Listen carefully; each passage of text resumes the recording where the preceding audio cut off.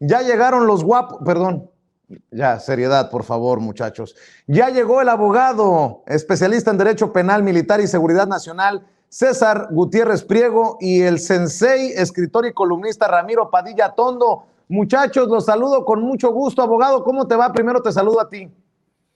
Vicente, con el placer de saludarte a ti y a todas las personas que nos acompañan. Es siempre un placer y un privilegio, y más cuando estamos escuchando detrás de cámaras a personas y a mujeres tan inteligentes y tan cultas, que aparte con el nada más escucharlas te alegran el momento. Pues muy agradecido.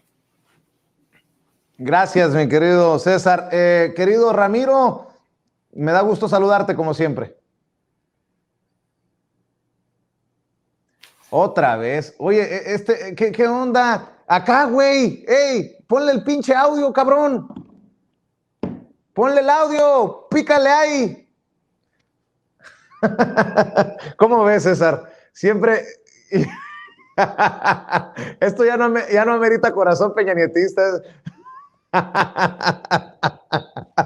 Bueno, que nos digan si Ramiro entra a la transmisión.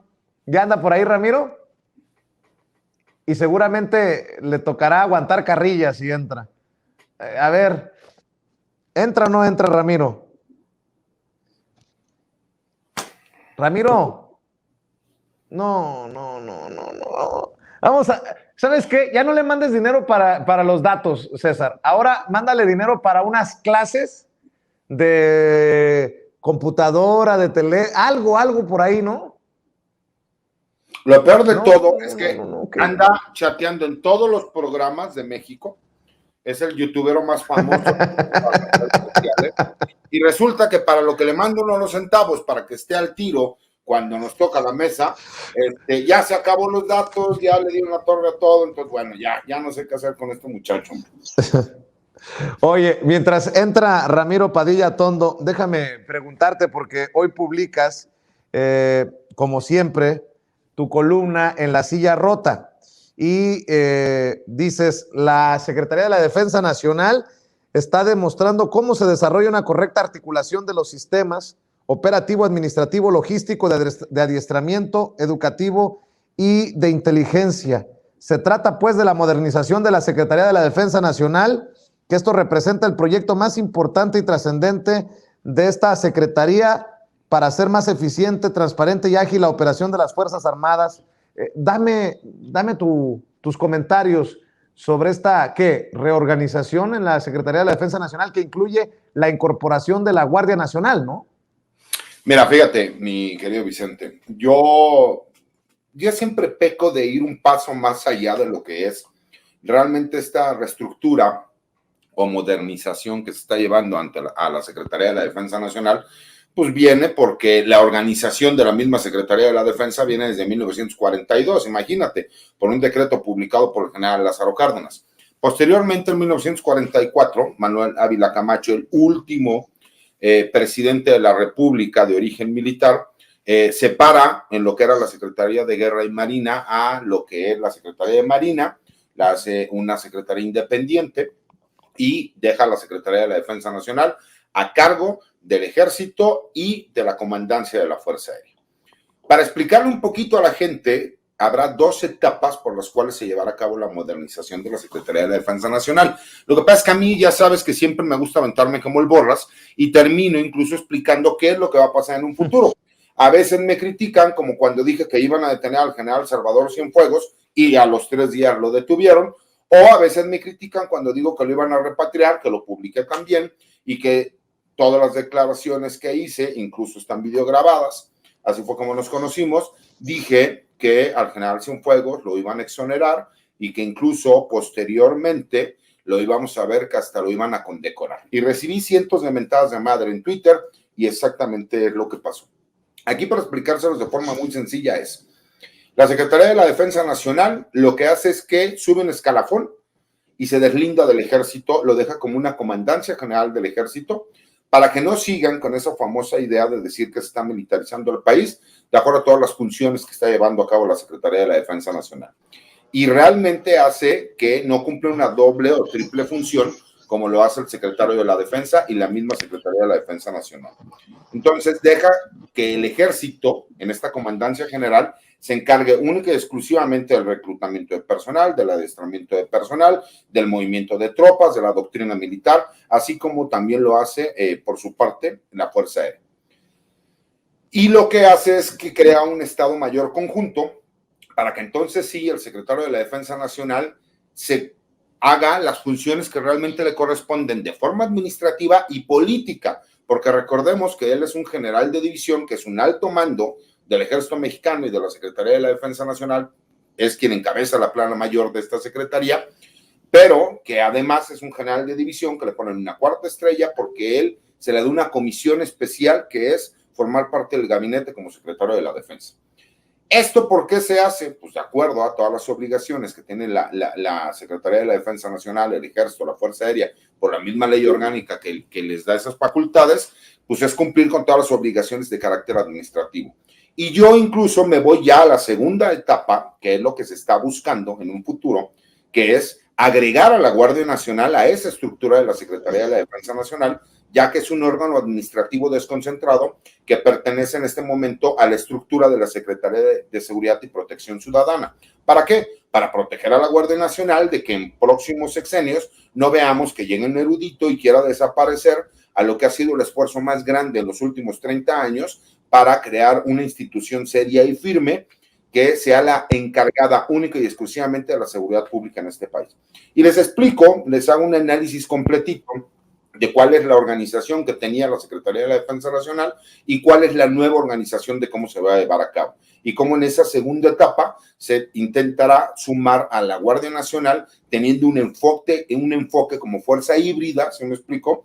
Para que, como hay en muchos países del mundo, como lo es a lo mejor en Estados Unidos con una Secretaría de la Defensa, y que incluso da paso a que en un futuro podamos ver también hasta un secretario de la Defensa de carácter civil. Entonces les explico todos esos puntos de vista, de acuerdo como siempre lo he explicado a mi personal punto de vista, o sea, primera persona del singular yo. Y hago un desglose para que la gente lo pueda entender y sepa cuáles son las realidades, cuáles son los mitos. Oye, mi querido César, antes de ir con... bueno, a ver, prueba 3, 2, 1, 1, 2, ¿te escuchamos, no te escuchamos, Ramiro? ¿Cómo se oye ahora? ¿Se oye bien o no? De la chingada, pero por lo menos te escuchamos. Que la chingada. Nomás en tu programa, cabrón. Nomás en tu programa falla. En todos los demás, en los 100 programas que hago, nunca falla. Oye, a ver, César, ¿qué te parece esta burla que hace el periódico Reforma sobre militares repartiendo juguetes y hasta el presidente dice casi, ¿y qué tiene?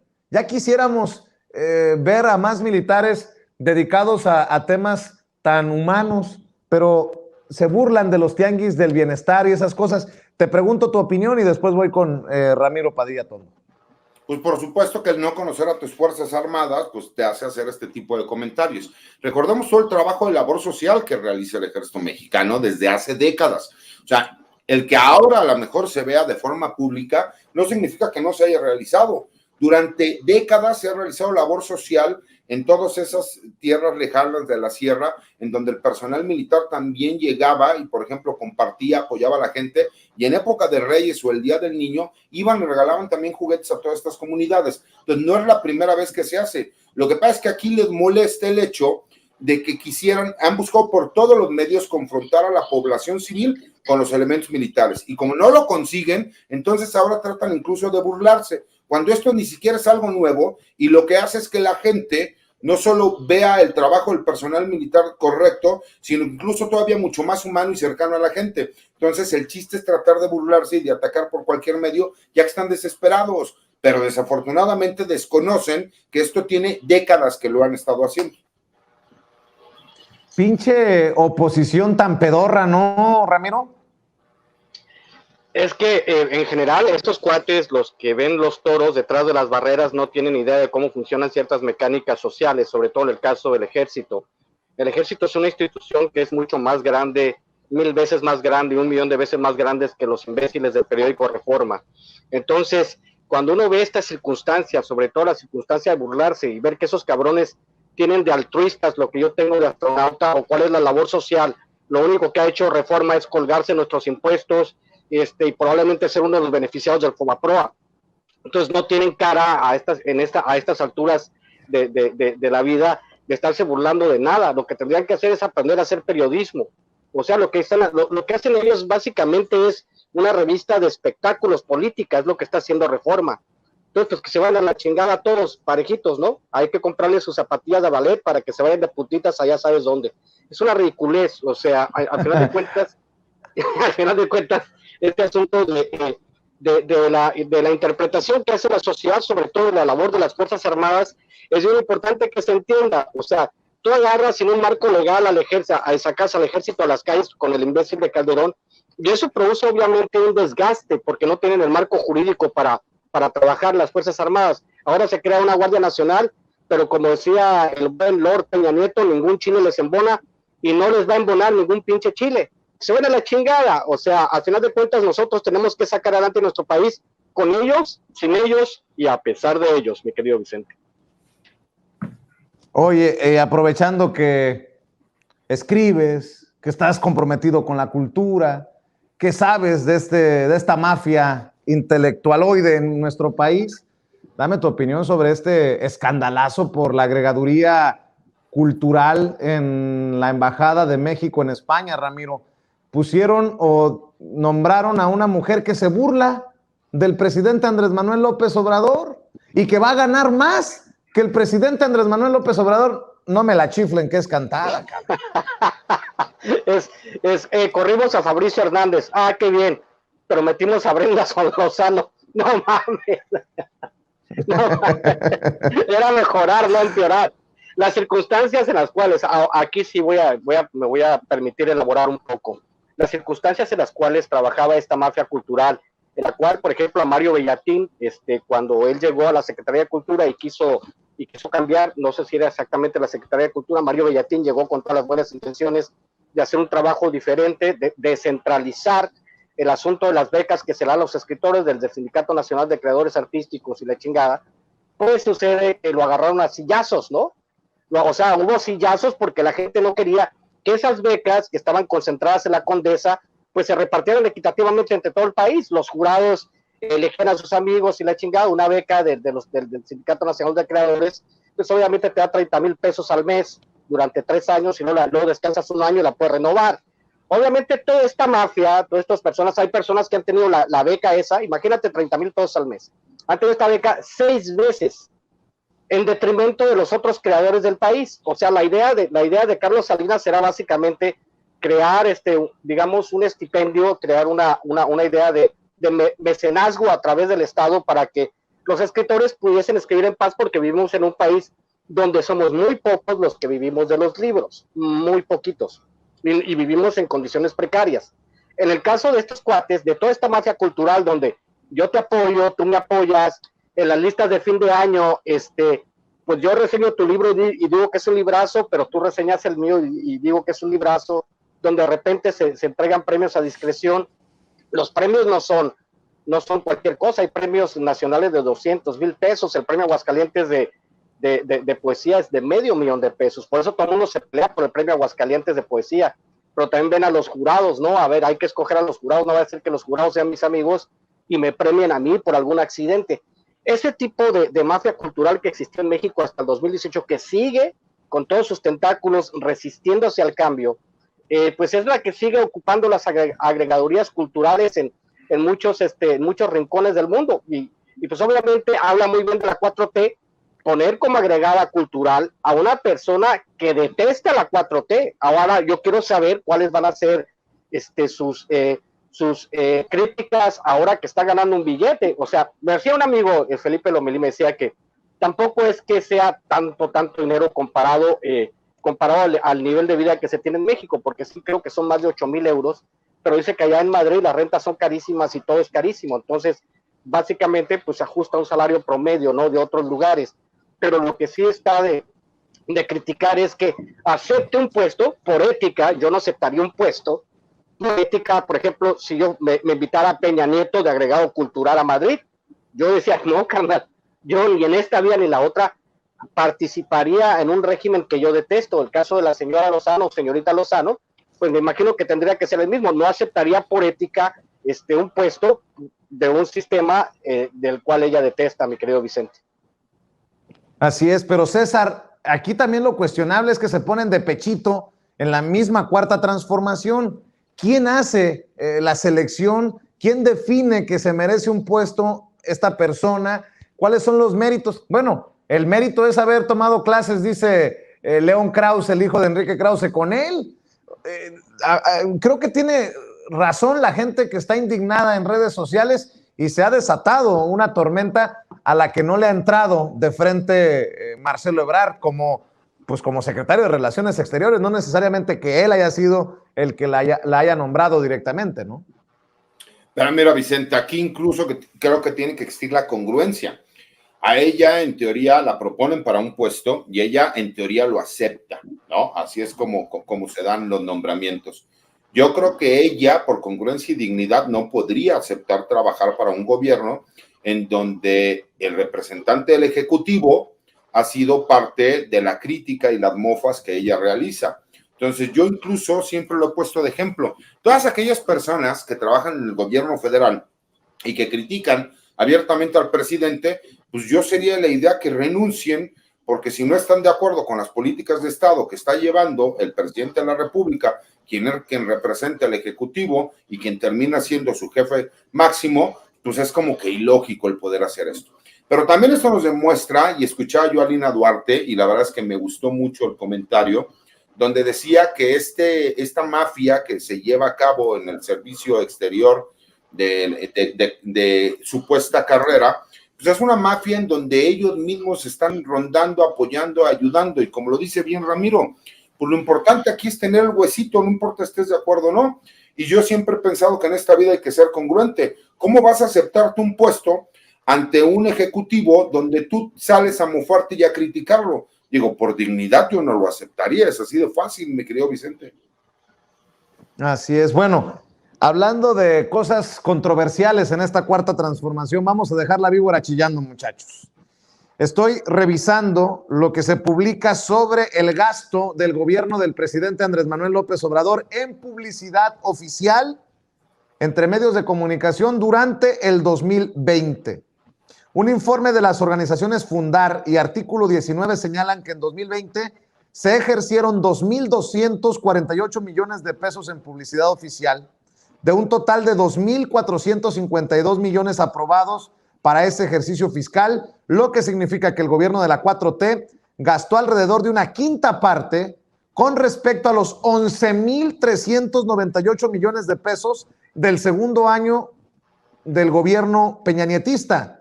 Sin embargo, ambas administraciones, dicen en este reporte, tienen en común la persistente ausencia de reglas claras de asignación y distribución de la pauta oficial.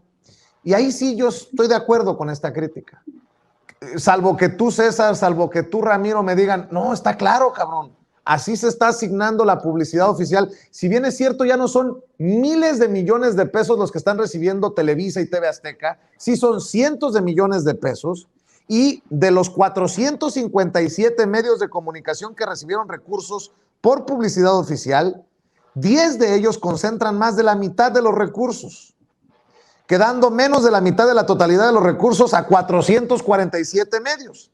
Televisa, TV Azteca y el diario La Jornada ocupan los 3 primeros lugares con un total del 28.6% de la publicidad oficial. Que alguien me explique. A ver, ¿cómo lo digo? Nosotros aquí en Sin Censura decimos no a la publicidad oficial, así que lo de la envidia está fuera de la jugada. Y de querer golpetear al presidente Andrés Manuel López Obrador, no. Ya le hemos reconocido que se dio un machetazo a la publicidad oficial. Ojalá que desapareciera la publicidad oficial. Pero, ¿cómo explicarle a la gente que Televisa y TV Azteca y sus conductores, sus analistas, sus opinólogos son constantemente criticados en medios independientes como Sin Censura? Es más, son exhibidos constantemente en la mañanera por el propio presidente Andrés Manuel López Obrador y que siguen recibiendo un chingatamadral de dinero. que alguien me explique, por favor, por ejemplo, Grupo Televisa recibió más de 222 millones de pesos. Azteca, más de 213 millones de pesos. La Jornada, más de 208 millones de pesos. Medios Masivos Mexicanos, que representa varios periódicos, más de 145 millones de pesos. Radio Fórmula, en donde hay puro hijo de la chingada. Ciro Gómez Leiva, Joaquín López Dóriga, Pepe Cárdenas, Oscar Mario Beteta. Radio Fórmula, ¿sí? Grupo Fórmula, más de 93 millones de pesos. Telefórmula, más de 80 millones de pesos.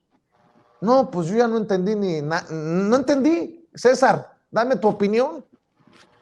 Mira, lo que pasa es que no podemos dejar de lado que es real que estos medios de comunicación tienen un alcance.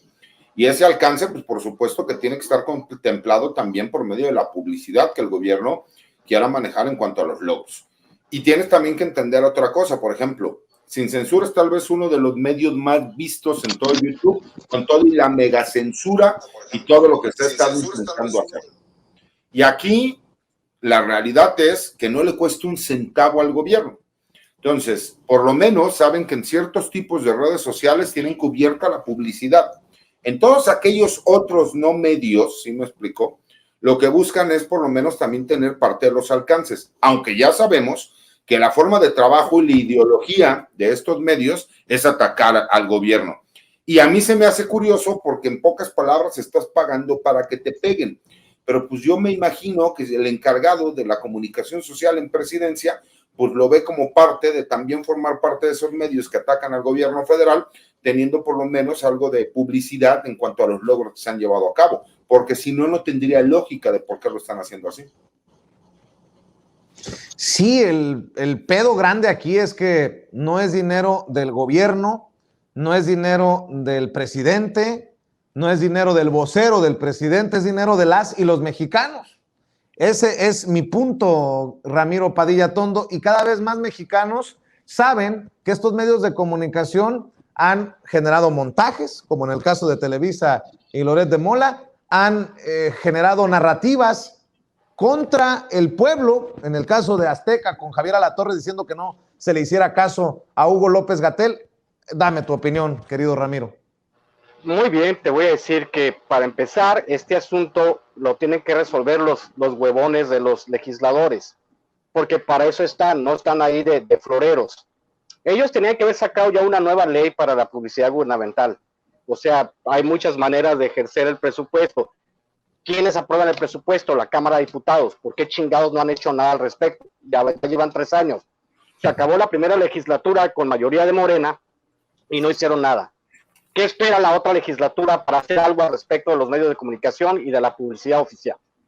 Yo les propongo algo, que se siga gastando en publicidad en los medios de comunicación, pero que esa publicidad esté atada a pagarle buenos salarios a los reporteros, a los editores, a los periodistas, que se les tenga que pagar por mandato de ley una buena lana. Digamos que el reportero de a pie mínimo gane 15, 20 mil pesos al mes, porque esos recursos de publicidad que nosotros le estamos pagando, a nosotros nos tienen que reportar.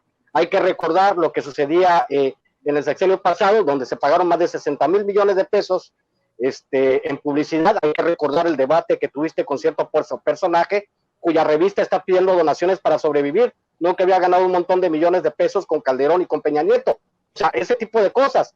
¿A dónde se fue el dinero? No, deja tú. Nos critican a nosotros, nos dicen pedinches, nos dicen arrastrados, nos dicen toda la mamada que has escuchado y ahora, pues ellos también. Bueno, ¿cuántos nos dijeron? Pinches youtuberos, ¿eh? Bueno, Alarraqui y otros del bando de los buenos también que criticaron a los youtuberos, hoy son youtuberos, pues. No, intentan ser más pronto un hablador que un... Intentan ser youtuberos, mi querido Vicente, porque incluso tienen que aprenderle a cómo hacer las cosas, ¿no? Tú ya tienes tablas en esto. A ver, pero hay una parte que yo siempre se lo he dicho a la gente y no me lo tomen a mal. Yo sé que los impuestos que se pagan es del bolsillo de cada uno de los mexicanos, pero cuando ingresan al gobierno, desafortunadamente, lo gastan en lo que ellos consideran pertinente y ya no es nuestro dinero, ya es del gobierno. Entonces ahí yo sí coincido con Ramiro en el sentido de que tendrían que legislar en el sentido de, a ver, me tienes que explicar por qué vas a gastar tales cantidades de dinero. Si tú me dices que tiene que ver con los alcances, a lo mejor, de un medio masivo de comunicación por el cual se quiera dar a conocer la noticia, se puede justificar hasta cierto punto. Yo, por ejemplo, soy un asiduo lector de La Jornada, pero me llama la atención que La Jornada casi haya tenido el mismo gasto que tiene tanto Televisa como TV Azteca. No entiendo mucho esa lógica también. Entonces, si hay un consentido por parte de quien maneja la comunicación social, esa parte creo que también se tendría que analizar. ¿Para qué? Para que no haya ejercicios como el que estoy haciendo yo ahorita y que a mí me haga pensar el por qué determinado periódico puede recibir, si me explico,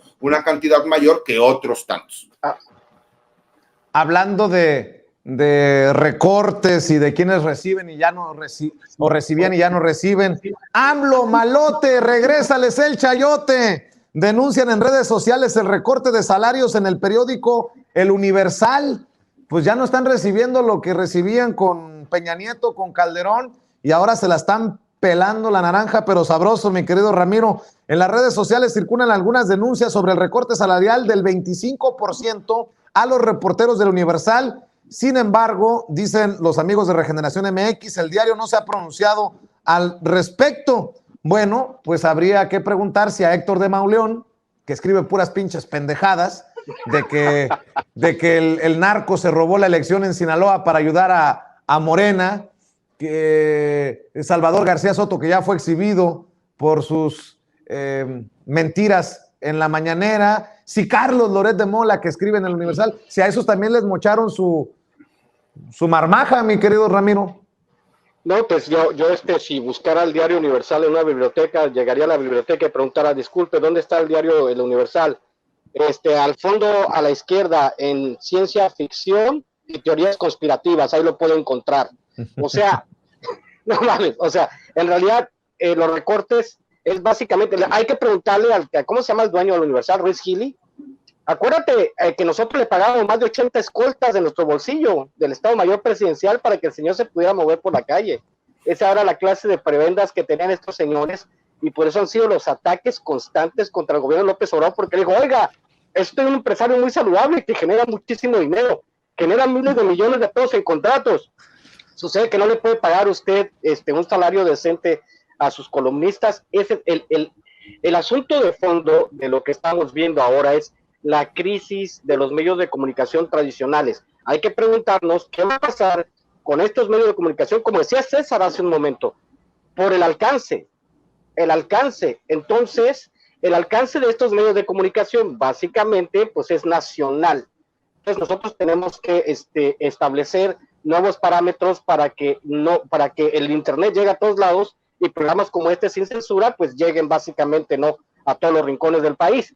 Pero mientras son peras o manzanas, hay que establecer ¿no? ahora los nuevos criterios para que les pregunte uno a Ruiz Gili, a los dueños de Universal, de Reforma, de todos ellos, ¿qué hicieron con los pinches 60,000 millones de pesos que les pagamos? ¿Por qué están en crisis? O sea, tienen resuelta la vida para 10 generaciones. Nada más para hacerle justos a la historia, Ruiz Gili es otro pendejo, el otro es Ili Ortiz, el presidente, el dueño del Universal. El otro pendejo es un pendejo, pues, pero bueno, oye, y ya que estamos agarrados con este tema, definitivamente quedan exhibidos también los damnificados del chayote y de la publicidad oficial. Esta comunicadora, que además es odiadora de Andrés Manuel López Obrador, Fernanda Familiar, pregunta cuánto gastará Andrés Manuel López Obrador en bots, y desde las redes sociales, ni que fuera el PAN, le contestan, el PAN que te paga a ti. A través de Twitter, Fernanda Familiar, y yo no lo pude ver hasta que lo encontré en Revolución 3.0 porque me tiene bloqueado la señora. A través de Twitter, Fernanda Familiar publicó un post en el que preguntó cuánto gastará el gobierno del presidente Andrés Manuel López Obrador en bots. Ante esto, las personas que apoyan al presidente no se quedaron calladas y afirmaron que AMLO no pagaría por bots, pues ni que fuera el PAN. Y yo creo, César, de esta manera también buscan discriminar o desestimar el apoyo popular que arrastra el presidente, ¿no? No quieren aceptar eso que no quieren ver personajes como Fernanda Familiar, a quien seguramente no la ven tanto como en las mañaneras, solo por dar un ejemplo, César. Pero a ver, lo que pasa es que tenemos que recordar incluso quién es la persona quien lo está diciendo, mi querido Vicente. Recordemos el incidente que ella tuvo, ¿no? Allá en Guanajuato, en donde salió a tratar de victimizarse y la verdad es que ella no cumplió con lo que tenía que ser y que han estado mal acostumbrados, ¿se me explicó? A ver, yo, como dice el buen Ramiro, me encantaría que ahorita pusiéramos el hashtag no soy bot, ¿no? No soy bot y que arrobemos a Fernanda Familiar, para que vean cuántos sabemos que no somos bots, que sí apoyamos al presidente y que sí apoyamos esta transformación, porque ellos como sí contratan bots, y es la parte que yo siempre les he dicho, a ver, no puede ser posible que una persona como yo, que tiene 10,000 seguidores en Twitter, pueda tener más retweets o más comentarios que todas esas personas que tienen cerca de 1 millón o más de 1 millón de supuestos seguidores. Pues obviamente das cuenta que contratan a granjas de bots para poder inflar los temas que ellos quieran manejar. Y es cuando empiezan con el famoso nado sincronizado. Aquí hay prioridades, señores, y esas prioridades no vamos a andar gastando en bots.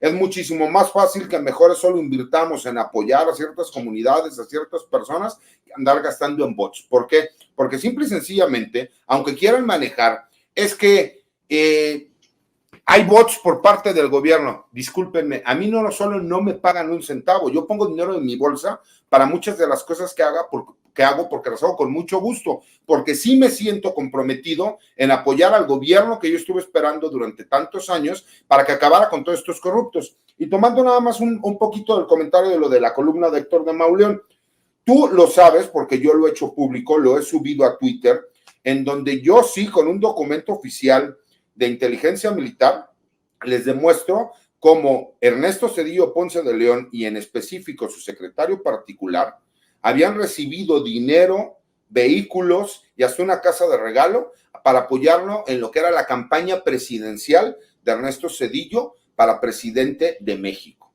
Y esa persona que sale mencionada es Líbano Sáenz. ¿Cómo vienes a publicar una columna haciendo aseveraciones cuando tú no tienes forma de demostrar realmente la aseveración que estás diciendo? Entonces yo quisiera ver todos los enfrentamientos que ha habido en Sinaloa con elementos de la Guardia Nacional y presuntos narcotraficantes o elementos del Ejército y presuntos narcotraficantes. ¿Por qué se darían a cabo si en teoría supuestamente estamos cuidando a un grupo criminal? O sea, son el tipo de estupideces que han muerto elementos de la Guardia Nacional y elementos militares y que una persona venga a hacer un comentario tan estúpido como ese. Entonces, bueno, yo le pediría a la gente que si podemos hacer el hashtag no soy bot y arrobemos a Fernanda Familiar, se los agradecería mucho. Bueno, nada más permíteme para cerrar. Fíjate, publica esto Héctor de Mauleón sobre el día en que el cártel de Sinaloa se robó la elección para favorecer a Morena. Félix Gallardo da por primera vez una entrevista a Telemundo en 32 años que lleva en el bote, el fundador del cártel de Guadalajara. Se habla de que uno de los Arellano Félix estaba a punto de ser deportado a México, pero parece que siempre no, porque fue testigo protegido para las autoridades estadounidenses. No hay coincidencias menos en estos temas, pero me llama mucho la atención que con tanta soltura, con tanta irresponsabilidad, publique Héctor de Mauleón estas cosas. Dice, el día que el cártel de Sinaloa se robó la elección, no hubo un solo abogado dispuesto a llevar los hechos ante el tribunal. El PRI decidió dar vuelta a la página. Se le cerraron varias camionetas con hombres armados. Era el 5 de junio del 2021, un día antes de las elecciones intermedias para renovar gobernador, diputados y ayuntamientos. Ella, candidata a diputada local por un distrito de Culiacán, Sinaloa, acababa de salir de una supuesta reunión con otros miembros de su partido. Supuesta porque ninguno o casi ninguno llegó a la cita. La candidata abordó su auto con una mala sensación. Al llegar a la junta había visto camionetas, hombres de negro, caras largas. Había percibido un clima de inquietud que se acentuó cuando alguien le ordenó a un comandante estatal que la escoltara hasta su casa. Corrían rumores de que el cártel de Sinaloa estaba levantando a los operadores políticos del PRI a fin de impedir que movilizaran a sus bases. Muchos habían decidido quedarse guardados en sus domicilios, pero al final estas precauciones resultaron inútiles. A unas calles de distancia, en un semáforo, se le adelantaron 2 camionetas que no le permitieron avanzar más. Pronto aparecieron otras 2 a los lados y una más atrás. Hubo luces, gritos, portazos. A ella le apuntaron con un arma de alto poder, la obligaron a abrir la portezuela. Lo primero que hicieron fue quitarle el celular. El comandante que la seguía bajó de su coche con una granada en la mano. Aquí vamos a valer madre, gritó. Se oyó que cortaban cartucho, eran como 20 hombres. El comandante fue sometido. A la candidata la metieron a una de las camionetas con la cabeza abajo. Le dieron un golpe para que se estuviera quieta. Vámonos, vámonos. Llevaba a alguien más dentro del vehículo. Venía amarrado y con el rostro encintado. La candidata notó que en la cajuela había otras 3 personas. No, hombre, le preguntaron, ¿a qué te dedicas? Hablaron por radio. Alguien ordenó que la llevaran a algún sitio. Diputada, va a estar bien, le dijeron. A ella también le encintaron la cara. El jefe viene nomás a hablar contigo, avisó alguien. Era el mismo sujeto que en la camioneta le había comentado, hueles bien rico. El jefe era agresivo, le dijo que el operativo era para evitar la compra de votos y que no se hagan delitos electorales. La interrogó. ¿Quién es tu jefe? ¿Con quién estabas? ¿A dónde ibas? ¿Quién te estaba esperando? Dime nombres o no la cuentas. Esa noche, el cártel de Sinaloa recurrió a Culiacán para desactivar a los operadores del PRI. Preguntaban dónde estaba el dinero para movilizar y darle de comer a la gente el día siguiente. Preguntaba quiénes más formaban parte de la estructura priista y dónde se encontraban en aquel momento. Se calculó inicialmente que 20 operadores fueron levantados por la gente del cártel, pero dada la magnitud de la movilización de aquella noche, los secuestrados podrían ser hasta 100. Llegó un segundo jefe, se disculpó, la desamarró. Se puede poner feo si no nos ayudas. Tienes mucho futuro, coopera para que estés con nosotros. Llegó un jefe más, parecía estar más arriba de todos, era amable, cálido, educado, tenía la voz joven. Diputada, estoy muy apenado, ¿estás bien? ¿Se portaron bien? ¿Te hicieron algo? Añadió, te vamos a dejar ir, te vamos a devolver tus cosas. Le habían quitado la bolsa, la computadora, el teléfono, sus identificaciones. Finalmente no le devolvieron nada. Siento lo de tu candidatura, pero lamentablemente esto ya está decidido. La dejaron al amanecer en las inmediaciones de un centro comercial. A los otros los retuvieron hasta poco antes del cierre de casillas. Los soltaron finalmente en una carretera y les dieron 100 pesos a cada uno para que tomaran un taxi. Ninguno de los levantados quiso denunciar. No hubo un solo abogado dispuesto a llevar el hecho ante el tribunal competente. El PRI local decidió que lo mejor por seguridad era dar vuelta a la página. Se pidió a los involucrados callar. Algunos de ellos creen, sin embargo, que el sol no se puede tapar con un dedo y que lo ocurrido esa noche tendrá consecuencias en la vida de Sinaloa. Y luego esto es inaudito, es una irresponsabilidad de Héctor de Mauleón. Dice, el candidato de Morena a la gubernatura, Rubén Rocha Moya, arrasó con el 56.60% de los votos. Jesús Estrada Ferreiro, candidato a la alcaldía por la misma coalición, obtuvo una ventaja de más de 10,300 votos sobre su más cercano competidor. Ese día el narco votó, el cártel se robó la elección. O sea, pobrecitos los del PRI, y no sé de dónde sacó, pero no lo puede demostrar, al menos en esta columna. Héctor de Mauleón ya le echó la bronca a Morena, a su coalición con la que ganó la gubernatura. Esto es asqueroso, asqueroso como las denuncias sin pruebas de otras narcoelecciones en otras partes del país, o al menos los dichos de personajes como Silvano Aureoles, querido César. Es el problema, Vicente. Mira, cuando nosotros empezamos, yo no dudo que haya podido pasar alguna situación de ese estilo, muy lamentable para la diputada, y la verdad es que son cosas que no deberían de suceder si es que sucedió. No voy a poner en duda lo que le haya podido suceder a ella. El problema es que diga que fue un ejercicio que pasó en todo el estado. El problema es que él asegure un hecho que pudo haber sido aislado y que no tiene forma de comprobar cómo se llevó, y el hecho de que si va a hacer una denuncia, pues entonces hacerla también de forma legal. A mí esta parte de que yo le tenía mucho respeto a él como periodista. La verdad es que me gustaban mucho de las columnas que utilizaba, hasta que siento que se empezó a cegar.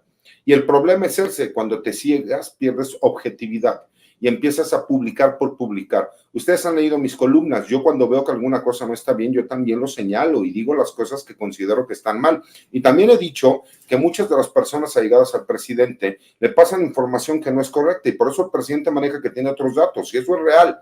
Aquí es una irresponsabilidad por parte de un comunicador, que por lo menos yo lo consideraba hasta hace algún par de años serio, el que se preste a manejar como si hubiera sido todo un movimiento de Estado, cuando, que me disculpe, pero entonces el PRI nunca tuvo control del Estado, porque ¿cómo es posible que pudieran llegar a hacer todo lo que hicieron en teoría y nadie pudo hacer absolutamente nada en favor de un candidato opositor? Por el amor de Dios, no me chupo el dedo. Pues si los acuerdos que existían en teoría, pues tendrían que haber sido con el gobierno que estaba en ese momento y que estaba buscando a lo mejor poner a su candidato. Entonces, para los que entendemos cómo es esta parte de la seguridad nacional, de la seguridad pública, de la política, pues yo no me chupo el dedo, y yo sé que por supuesto no tiene absolutamente nada que ver lo que él le trata de hacer creer a las personas. Y ese es el problema, que empieza el nado sincronizado. Y de repente ves una persona, incluso como Calderón, que tiene el cinismo de venir a decir las elecciones de Estado que se robó el narco, por el amor de Dios, cuando si las únicas elecciones que tenemos comprobadas que se robaron de forma legal fueron las de él, y el famoso dicho haya sido como haya sido, o sea, aparte el cinismo, y esa es la parte que muchas veces me hierve la sangre, porque digo, aparte de ojetes, perdón por las palabras, aparte de ojetes cínicos. Así es. Oye, César, te tengo una mala noticia. ¿Qué? Pues de plano se cayó Ramiro Padilla Tondo, ya nos mandó a la chingada. Perdóname. De plano, digo, ¿Sí? me mandó mensaje, me dijo que le mandaba nuevamente la liga. La liga de StreamYard, porque no sé qué problema estaba teniendo. Pero mira, yo ya estoy un poco molesto porque no es posible que yo le mando todas las semanas para su recarga y que él se la termine acabando en otros programas. Lo importante que esté aquí compartiendo con nosotros, haciendo corazones peñanietistas, ¿sí me explicó? Y la verdad es que es una persona sumamente inteligente que yo apostaría 1000 veces por él, mejor llevarlo como agregado cultural a cualquier embajada que a las personas que terminan designando. Estoy de acuerdo contigo, abogado, y como siempre es un placer saludarte. ¿Por qué no cerramos invitando a la gente para que te sintonice en el espacio que conduces orgullosamente en Sin Censura TV, Sin Censura Media y Sin Censura Presenta todos los sábados de 3 a 4 de la tarde aquí en nuestras trincheras independientes, y obviamente que te lean en las columnas y que te busquen en redes sociales, abogado. Claro que sí, Vicente. Mira, mi Twitter es @CésarGutiPri. Todos los sábados, como bien lo dices, de 3 a 4 de la tarde. Tengo un programa propio que en Sin Censura Presenta con César Gutiérrez. La semana pasada tuvimos al último encargado de la Policía Federal en la historia. La verdad es que estuvo muy interesante. Tendremos una segunda parte que se pone color de hormiga. Por ahí les daré una pequeña entradita. Le pregunté cuáles eran parte de los logros que había tenido la Policía Federal y me dice que fue la doble detención del Chapo, a la cual lo detuvieron en 2 ocasiones, y le recordé que pues, por lo menos una de esas veces se les peló, ¿no? Y ahí como que se empezó a poner sabrosa esta plática que hemos tenido y que tendremos. Y me gustaría mucho, hay un proyecto nuevo que quiero iniciar con el buen Ramiro Atondo para apoyarlo en cuanto a los proyectos que le está haciendo. Y yo te dije a ti que cuando llegáramos a un determinado número de suscriptores, gracias a Sin Censura en mi canal personal, iniciaríamos con un programa. Entonces el jueves queremos hacer a las 10 de la noche nuestro primer enlace en vivo. No tengo ni la menor idea cómo se hace. Tendré que pedir apoyo para que ustedes me expliquen un poco y nos enseñen, pero haremos un programa que se va a llamar Entre Chairos y Fifís, en donde estaremos el buen Ramiro y yo, y que tendremos como invitado en el segundo programa a Vicente Serrano, el cual se comprometió públicamente con nosotros y ya no se puede echar para atrás ni rajarse, ¿no? Bueno. Es lo que quería compartir con nuestro gran auditorio Sin Censura. Muy bien, pues conste, ahí voy a estar y me da mucho gusto que sigan creciendo, que sigan surgiendo retos, objetivos, espacios, querido César, y claro que tienen todo mi apoyo. Y aquí no somos ojetes, no te vamos a poner a debatir con absolutamente nadie para tratar de ganar rating y hacer absolutamente nada, ni estupideces, ni nada.